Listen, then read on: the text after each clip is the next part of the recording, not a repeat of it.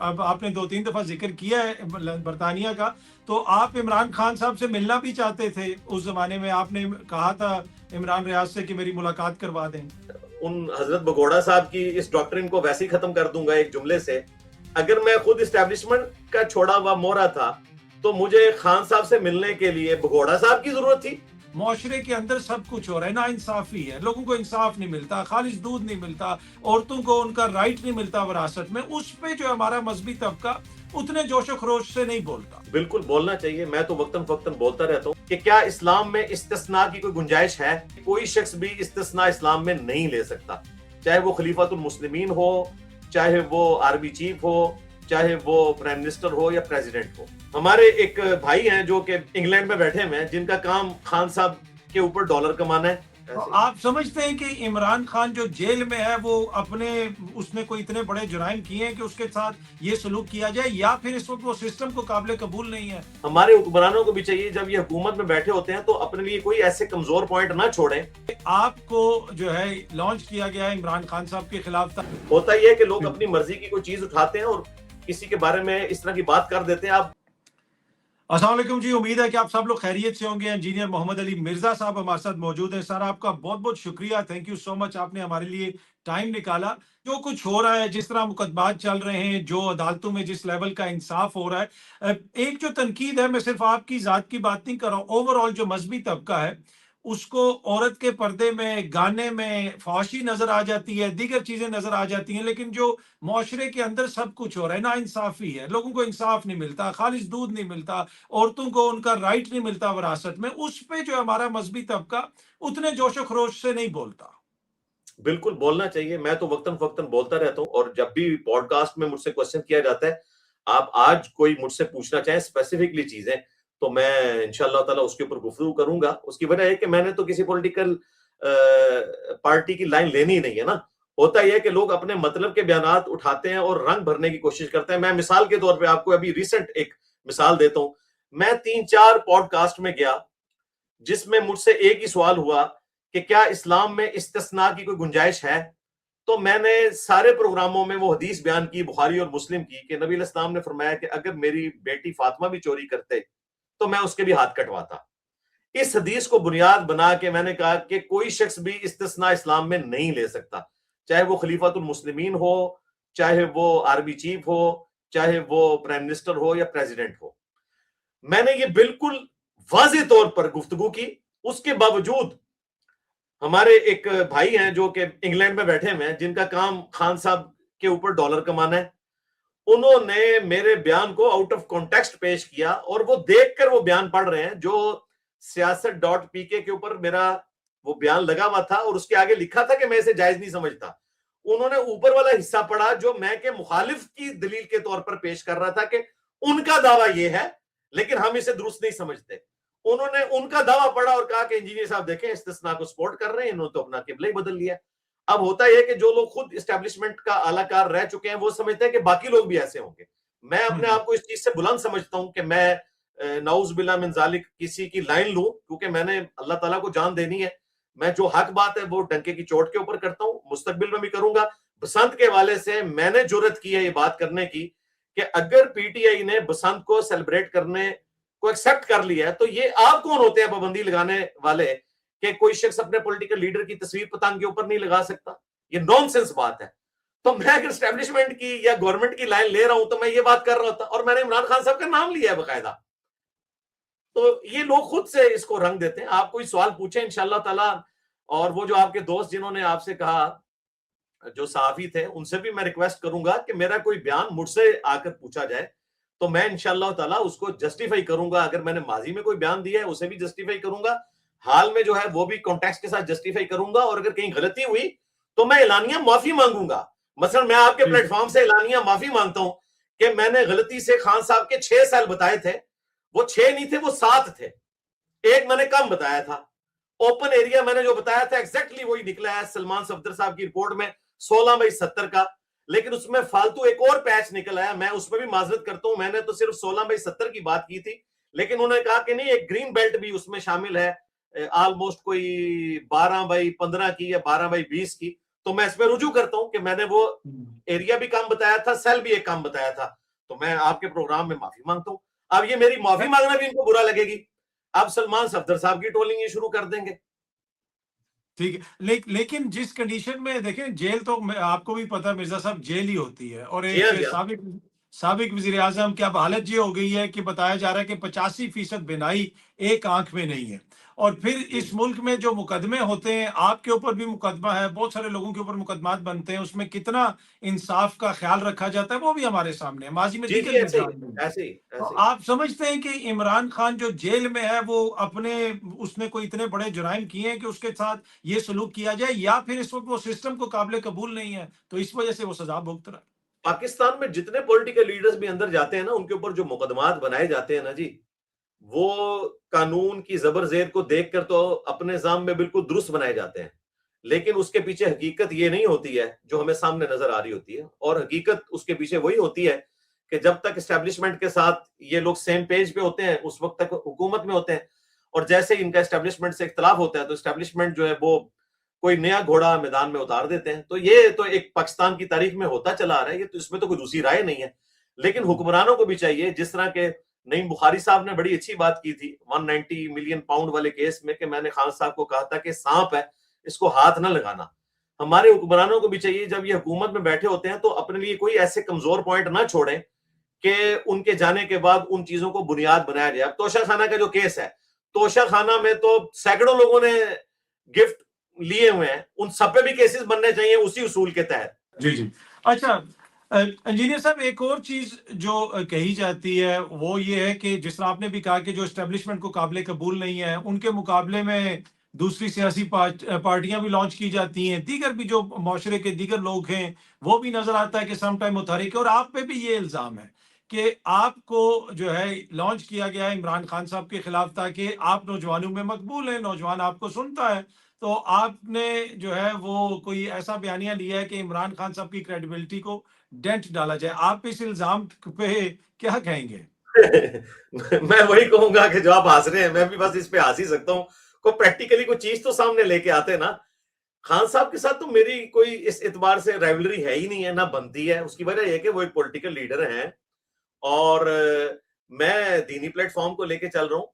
मैंने अगर उनके खिलाफ कोई बात करनी होती तो मैं ये बात करता कि बसंत के मौका के ऊपर उनकी तस्वीर लगाने की इजाजत होनी चाहिए, मैंने ये बात करनी थी। मैंने तो इसका यानी गवर्नमेंट को क्रिटिसाइज किया है इस हवाले से कि आप उनको इजाजत दें, वो एक सिस्टम का हिस्सा है, और उसके बावजूद आप ये कह रहे हैं कि कोई पॉलिटिकल लीडर की तस्वीर नहीं लगा सकता।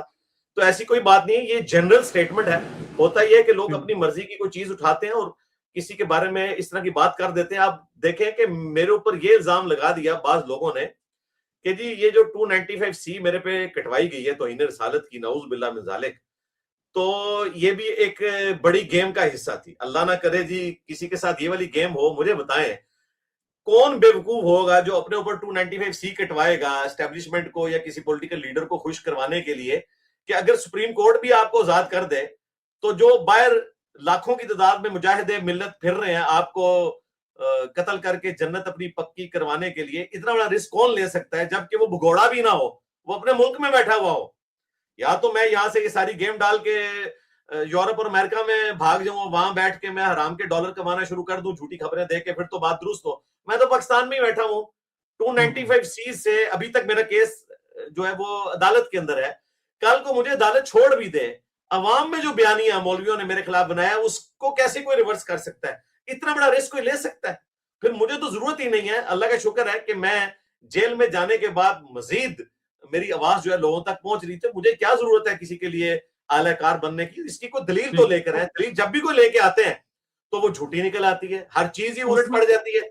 अब ये सलमान सफदर साहब का शुक्रिया मैं आपके प्लेटफॉर्म से अदा करूंगा कि उन्होंने 7 सफों की जो रिपोर्ट जमा करवाई मैंने सारी पढ़ ली है, मेरे पास मौजूद है। उन्होंने मेरी हर बात की तस्दीक कर दी। इसकी जजा अल्लाह ही उनको दे सकता है। उसमें देखिए ना, वैसे रिपोर्ट के अंदर और भी बहुत सारी चीजें हैं जिसमें खान साहब 2 साल से कह रहे हैं कि मेरा जो डेंटिस्ट है उससे मेरा इलाज करवाया जाए। उनके ब्लड टेस्ट नहीं हो रहे, ब्लड क्लॉट हो गया, इस उम्र के अंदर खुदा ना खास्ता ब्लड क्लॉट किसी और तरफ भी जा सकता था।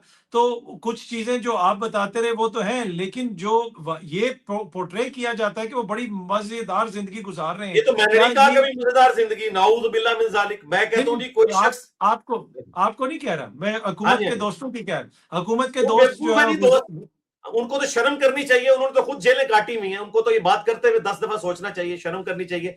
मैं तो कहता हूँ इवन बनी गाला में भी खान साहब को भेजा जाए और बाहर से लॉक लगा दिया जाए, वो जिंदगी भी जो है ना, उससे एक झोपड़ी की जिंदगी बेहतर है। जब कोई शख्स आपको लॉक करके तो चाबी अपनी जेब में डाल के तो चला जाए, कमरे के अंदर लॉक लगाना और चीज है, कमरे के बाहर कोई शख्स लॉक लगा के चला जाए तो आप अपने घर में भी जो है वो एक चसपुरसी की जिंदगी गुजार रहे होते हैं। ये नॉनसेंस बातें जो जी लोग कर रहे होते हैं।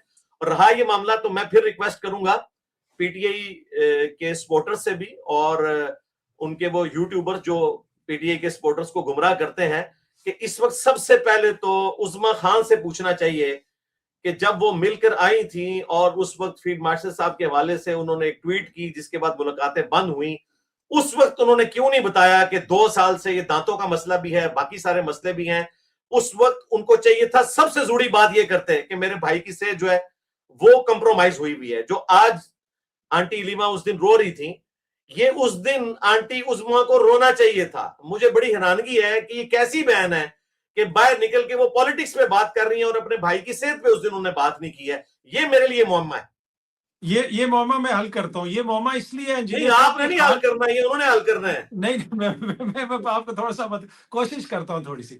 हाँ जी, हाँ खान जी, साहब करें। से जब भी मुलाकात होती है वो अपनी सेहत के बारे में बात नहीं करते। अब सुप्रीम कोर्ट ने कहा है कि जाके आप पूछें और मुझे बताएं, और फिर उसमें उन्होंने ये सारी चीजें बताई हैं। वो अभी भी ये जो सलमान सफदर की मीटिंग हुई है उसमें भी उन्होंने बड़ी सख्त सियासी बातें भी कही हैं, लेकिन वो बाहर रिपोर्ट नहीं हुई हैं। तो फिर खान लेकिन साहब यहाँ ने अगर अपनी बहनों को अपनी सेहत का मसला नहीं बताया था ना, सुप्रीम कोर्ट जो है वो कोई खान साहब की बहनों से ज्यादा तो उनके हमदर्द नहीं थे ना। मेरे ख्याल है खान साहब को फिर अभी भी जुबान बंद रखनी चाहिए थी। नहीं, मसला उन्होंने बताया था और उनकी बहनें बाहर जिक्र भी करती रही हैं, लेकिन मसला ये है कि अगर बहन ने जिक्र नहीं किया उससे वो लोग कैसे मुबर्रा हो सकते हैं जिनकी वो कैद में है। सवाल तो नहीं नहीं, वो पूछना नहीं चाहिए मुबर्रा हो ना। रहे हैं। मैं वैसे, ब- मैं शिकायत इस वक्त बहनों से कर रहा हूं कि उनको चाहिए था कि उस वक्त ये रोना रोते। वो मैं मसला खान साहब की सेहत में, उनकी मोहब्बत में ये बात कर रहा हूं कि बहनों को चाहिए था पॉलिटिकल स्टेटमेंट की बजाय इस चीज को उस वक्त हाईलाइट करना चाहिए था, क्योंकि इंसान की सेहत और जिंदगी होगी तो वो पॉलिटिक्स करेगा ना जी। पॉलिटिक्स दूसरे नहीं, नंबर पे है, सेहत वो पहले तो नंबर के ऊपर है। उसकी आपको पता है मुतअद्दिद पिटीशंस भी पेंडिंग है बहनों की तरफ से भी कि डॉक्टर्स तक एक्सेस दिया जाए, जाती मुआलिज को भेजा जाए, पर वो नहीं भेजा जा रहा। लेकिन ये वो बहस है, इसके ऊपर हम काफी ज्यादा और भी बात कर सकते हैं, लेकिन मैं कुछ और चीजें भी आपसे पूछना चाह रहा जी जी था। जी, बताइए। आपने अपने केस का भी जिक्र किया, और जो जिस किस्म का केस है ऑब्वियसली जो है वो परेशान कुन भी है, और लोग उसमें ये भी कहते हैं कि खुदा न खास्ता किसी पे ऐसा इल्जाम लग जाए तो उसकी तो जमानत नहीं होती। तो आप इतनी जल्दी बाहर आ गए, एक चीज ये भी जो है काफी ज्यादा जेर बहस रहती है, और फिर आप जब बाहर आए हैं तो शायद आपका कोई जो है बयानिया चेंज हो गया या कोई ऐसी बात। नहीं, बयानिया कोई चेंज नहीं हुआ, मेरा बयानिया वही है जो पहले था। हाँ, मेरे बयानिए में एक चीज ऐड होगी कि जो लोग तौहीने रसालत के मुकदमात में या तौहीने मजहब के मुकदमात में झूठे केसेस के अंदर हनी ट्रैप करके अडियाला में और सेंट्रल जेल लाहौर में कैद किए गए, मैंने उनके हक में आवाज बुलंद की है, तो ये बयानिए में चीज ऐड हुई है। बाकी ये कहना कि मेरी जमानत ट्रायल से पहले कैसे हो गई, तो ये भी एक रियलिटी है कि पाकिस्तान की हिस्ट्री में आज तक किसी भी मजहबी पर्सनैलिटी के ऊपर कभी 295C लगी ही नहीं है। वरना वो 3 महीने मेरी तरह जलील ना होता, 3 दिन बाद ही बाहर आ जाता। यानी मुफ्ती मुनीबर रहमान साहब पे अगर ये लगी होती तो वो बाहर आ जाते, तकी उस्मानी साहब पे लगी होती तो वो बाहर आ जाते। और इस पर तुर्रा ये कि जब कभी हमारी मजहबी पर्सनैलिटीज के ऊपर इस तरह की तौहीन मजहब की कोई दफा काटी गई है या काटने की कोशिश की गई है, तो वो काटने से पहले ही उनको रेस्क्यू कर लिया गया है, या काटने के बाद कोई मुकदमे को इस तरीके से लेकर चला गया है कि उनकी गिरफ्तारी भी नहीं डली। तो इस तरह के भी केसेस हैं। तो मेरा केस इस एतबार से यूनिक है कि मेरे साथ जो कुछ हुआ ये मुझसे पहले कभी भी किसी दीनी स्कॉलर के साथ हुआ ही नहीं है, वरना कोई प्रेसिडेंट होता। हाँ, मेरे बाद अगर किसी के साथ हो और वो 103 दिन से ज्यादा अंदर गुजारे तो फिर मैं उसको सेकंड करूंगा कि वाकयातन एक कोई मिसाल कायम हो गई है, तो फिल वक्त तो मैं अपनी ठीक। जात में एक इकलौती मिसाल हूं। अल्लाह ना करे कि किसी को इस तरह की तकलीफ से गुजरना पड़े। अच्छा, एक आपका बयान जो है ना वो हर कुछ माह के बाद मैं देखता हूँ, कभी टिकटॉक पे नज़र आ जाता है, कभी किसी और सोशल मीडिया प्लेटफ़ॉर्म पे, और उसके साथ फिर कोई और बयान भी चल रहा होता है। आपके ऑब्वियसली सुनने वाले बहुत सारे लोग हैं। वो बयान है कि अगर एस्टेब्लिशमेंट अब अगर जाए सऊदी अरब में भी और किसी चीज़ उधर छत पे भी खड़े होके वो कहें, तो फिर भी उनको कोई उनकी बात नहीं मानेगा। मतलब इतने खुदा न खास्ता वो गैर मोतबर हो गए। तो वो बयान किस कॉन्टेक्स्ट में है, वो बार-बार शेयर किया जाता है, और फिर जब आप कहीं पे तारीफ़ कर रहे होते हैं, तो लोग वो पिछला बयान चला रहे होते हैं कि जो इतने गैर मोतबर हैं, वो इतने ज्यादा मोतबर कैसे हो गए। नहीं तो किसने किसने क्या किया मोतबर हो गए हैं? मेरे मोतबर होने वाला बयान बताएं किधर है जो मैंने कहा कि मोतबर हो गए हैं और अवाम को यकीन आ गया कि पाकिस्तान की पॉलिटिक्स में एस्टेब्लिशमेंट की कोई इन्वॉल्वमेंट नहीं है। मैंने कभी ये कहा है? तो मेरा तो बयान वही है, अपनी जगह के ऊपर है। मैंने तो उसमें कोई ठीक। तब्दीली नहीं की है। और ये उसमें बयान भी एक खान साहब के निकाले जाने के बाद था। ये एक हजरत बगोड़ा साहब जो बैठे हुए हैं यूके में, उन्होंने मेरे ऊपर झूठा इल्जाम लगाया कि जब खान साहब वजीर आजम थे तो उस वक्त वो उनके हक में बात करता था। ये उनके निकाले जाने के बाद का बयान है मेरा, और मैं आप इस मेरे बयान ख्याल के ऊपर में आज शायद तक कायम हूं। हमारे दोस्त इमरान रियाज का जिक्र कर रहे हैं। उस क्या वो तो अब आपने 2-3 दफा जिक्र किया है बरतानिया का, तो आप इमरान खान साहब से मिलना भी चाहते थे उस जमाने में, आपने कहा था इमरान रियाज से कि मेरी मुलाकात करवा दें। मैंने तो नाम नहीं लिया, आपने खुद ही नाम ले दिया। मैं नहीं चाहता था मैं नाम लूं जी। मुझे कोई शौक नहीं मिलने का। और दूसरी बात, मैं अगर एस्टेब्लिशमेंट का छोड़ा हुआ बंदा हूं तो मैं उन हजरत बगोड़ा साहब की इस डॉक्ट्रिन को वैसे ही खत्म कर दूंगा एक जुमले से। अगर मैं खुद एस्टेब्लिशमेंट का छोड़ा हुआ मोहरा था तो मुझे खान साहब से मिलने के लिए बगोड़ा साहब की जरूरत थी? नहीं, आप जरा खुद लॉजिकली बताएं। उस जो वक्त शायद आपके घोड़ा साहब ताल्लुकात मेरे ना हो। ऊपर ये इल्जाम लगा रहे हैं, अगर मैं एस्टेब्लिशमेंट का छोड़ा हुआ बंदा हूं तो मुझे किसी भगोड़े की जरूरत है वक्त के प्राइम मिनिस्टर को मिलने के लिए? अल्लाह का शुक्र है मैं आज तक कभी भी किसी पॉलिटिकल लीडर को नहीं मिला, ना कभी मैंने फोन पे बात की, ना कभी किसी एस्टेब्लिशमेंट के बंदे के साथ मेरी इस हवाले से कभी कोई डिस्कशन हुई। हाँ, हमारे जो रियासती इदारों के लोग हैं, हमारी इंतजामिया, कभी डिप्टी कमिश्नर या पुलिस के लोग, अगर मुझे वो अपनी एकेडमी के कभी सिक्योरिटी के पॉइंट ऑफ व्यू से बुलवा लें वो एक अलग बात। अदरवाइज मेरे कोई इस किस्म के किसी के साथ ताल्लुकात नहीं। मैं आज तक कभी आईएसपीआर की किसी ब्रीफिंग के अंदर शामिल नहीं हुआ जहां पे ये सारे उलमा बैठे होते हैं। ये पिछले दिनों भी 2500 उलमा जमा हुए तो मैं तो वहां पे मौजूद नहीं था। मुझे अगर आपको कोई बुलाया बुलाए गया था भी तो मैं वैसे? इनकार कर देता हूं। बुलाया गया था ये जो पिछले दिनों कन्वेंशन हुआ जिसमें तमाम उलमा आए थे, नहीं, आपको बुलाया? वो नहीं, बिल्कुल नहीं बुलाया गया था। उसकी वजह यह है कि मुझे बुलाने का रिस्क कौन ले सकता है, क्योंकि मैं तो सफेद जवाब दूंगा कि भाई मैं इस सिस्टम का हिस्सा नहीं बनना चाहता। उन्हें मेरी तबीयत का पता है। देखें, जो बंदा पीटीआई की सोशल मीडिया पे मकबूलियत का लिहाज नहीं कर रहा और अकेला बंदा उनके पूरे बयानिए को उलट के रख देता है जो झूठ बोलते हैं मेरे बारे में, तो उसको कौन अपने मकसद के लिए इस्तेमाल कर सकता है? मुझे तो ठीक। पीटीआई की सोशल मीडिया के लोग नहीं इस्तेमाल कर सके तो एस्टेब्लिशमेंट कैसे करेगी? अच्छा, इसमें एक चीज ये भी है इंजीनियर साहब कि आप जिस तरह आप जो लोग मुल्क छोड़ के चले गए हैं, किसी आप भगोड़ा भी कह रहे हैं, और ऑब्वियसली कुछ साफियों की तरफ आपका इशारा है। अब आप नहीं समझते कि उनके साथ जो यहाँ पे हुआ, जिस तरीके से गायब कर दिया गया, जिस तरीके से मुकदमात बने, तो कहीं ना कहीं थोड़ी सी सिंपैथी होनी चाहिए? उनके साथ ज्यादती हुई, अगर आप भी उनको भगोड़ा कहेंगे तो आप तो एक तरह से उस सारी चीज को जस्टिफाई कर रहे हैं कि वो डिजर्व करते हैं कि उनके साथ ये हो। बिल्कुल मैं आपके साथ हूं। बिल्कुल आप दुरुस्त कह रहे हैं, मैं आपके साथ हूं इस मामले में, लेकिन एक एक्सेप्शन के साथ। ये मैं भगोड़ा उनको कह रहा हूं जो नवाज शरीफ साहब को यहां से जाने पर भगोड़ा कहते थे, जरदारी साहब को यहां से जाने पर भगोड़ा कहते थे। और उस वक्त जब हम उनसे पूछते थे तो ये हमें उस वक्त ये पट्टी पढ़ाते थे कि अगर वो सही है तो अदालतों का सामना करें ना। और जब हम ये कहते थे कि अदालतें कंप्रोमाइज हैं तो वो कहते थे नहीं नहीं। अब वही सारी बातें ये कर रहे हैं, तो इसलिए इनकी डॉक्ट्रिन में इनको भगोड़ा कहा जाता है। अगर इन्होंने दूसरों को भगोड़ा ना कहा होता तो हम ये बात इन पर ना करते। इनको हम रियलाइज करवा रहे हैं ये बात कह के कि आप दूसरों के बारे में कमेंट्स करते थे, आज आप उसी हीट से गुजरे तो आपको अंदाजा हुआ। जिस तरह आज आपको यकीन है ना कि ये अदालतें आपको इंसाफ नहीं देंगी, तो उस वक्त वो बाबा डैम की अदालत भी उनको इंसाफ नहीं दे सकती थी। लिहाजा दोनों एक ही जगह पे खड़े हुए हैं। मेहरबानी करके इंजीनियर साहब को नजरियाती होने का कोई इस तरह की बात ना करें। हम इनको बताना चाह रहे हैं आप आपस की लड़ाई लड़ें, आप दोनों एक ही ये तरह तो हैं। ये तो देखें, ये तो आप सबको एक पेज पे आ जाना चाहिए। अब उन्होंने भी ये रियलाइज कर लिया होगा बहुत सारे लोगों ने, और बहुत सारे लोगों ने जाके किसी ने बलोच मिसिंग पर्सन्स के जो लवाहिकीन हैं उनसे माफी मांगी, किसी ने और कहा, और आप भी उसी तरह की बात करें, तो इसके ऊपर तो कॉन्सेंसस होना चाहिए। ये तो मेरे ख्याल में कोई इख्तलाफ की वजह नहीं होनी चाहिए। सबको पता होना चाहिए कि इस निज़ाम में किसी के साथ भी ज्यादती हो सकती है। जी, तो वो मैं फिर इनसे रिक्वेस्ट करूंगा कि ये अपने जो पुराने बयानात लोगों के बारे में देते रहे हैं, कहीं इन्होंने रुजू किया है कि हमने जरदारी साहब को, नवाज शरीफ साहब को, या बाकी उस वक्त के पॉलिटिकल लोग थे, जिस तरह राणा सनाउल्लाह साहब के ऊपर झूठा केस बनाया गया, मिफ्ता इस्माइल के ऊपर, खाकान अब्बासी के ऊपर, इसके ऊपर कोई इन्होंने वीडियो रिकॉर्ड करवाई है ये कह के जी उस वक्त हम गलत थे?